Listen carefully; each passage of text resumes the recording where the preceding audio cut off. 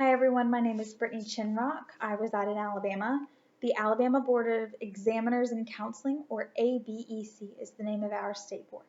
The document I found on the ABEC website was called Disciplinary Actions, and it was last updated on March 15th, 2019.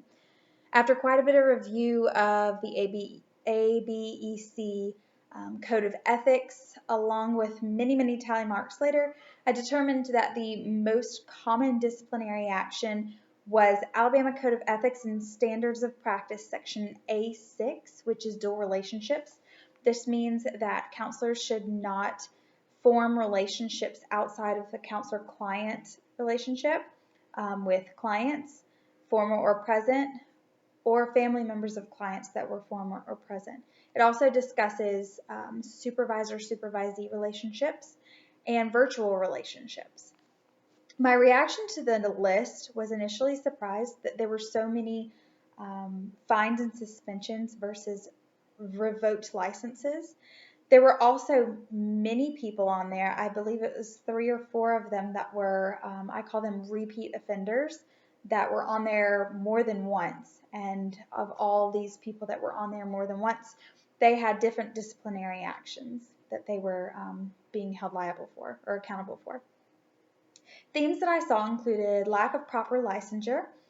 Some examples were credit hours, not enough CE hours, continuing education, or not bothering to renew their license all while working as an LPC. I also noticed that the ABEC section 8.7 talks about sexual relationships, which was almost equally as high as the number of disciplines that were given to those who were in dual relationships.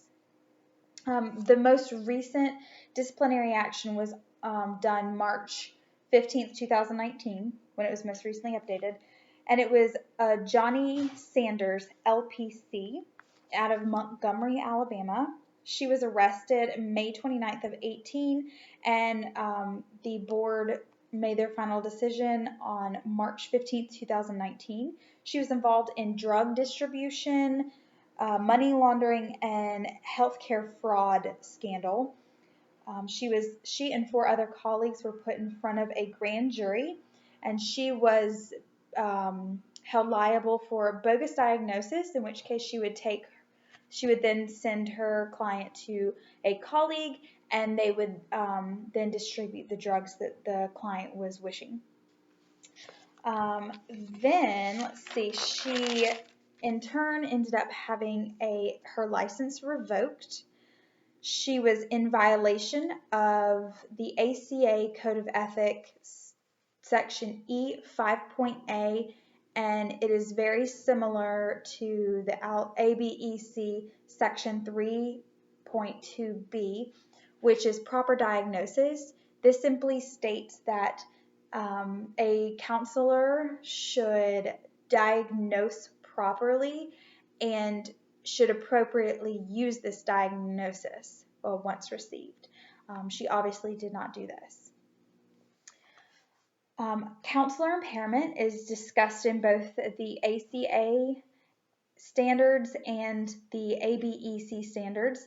ACA Section C2G and ABEC Section C2H both discuss impairment in the means that a counselor must monitor themselves for physical, mental, and emotional problems, that they do not bring it into the client's sessions, and that we are also to help each other as counselors if we see somebody that may be impaired or becoming impaired, that we reach out to them, and that is our responsibility to do.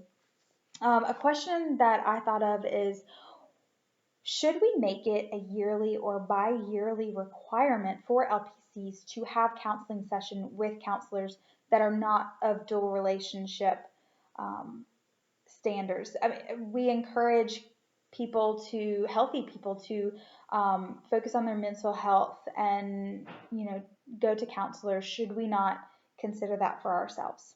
Thanks so much.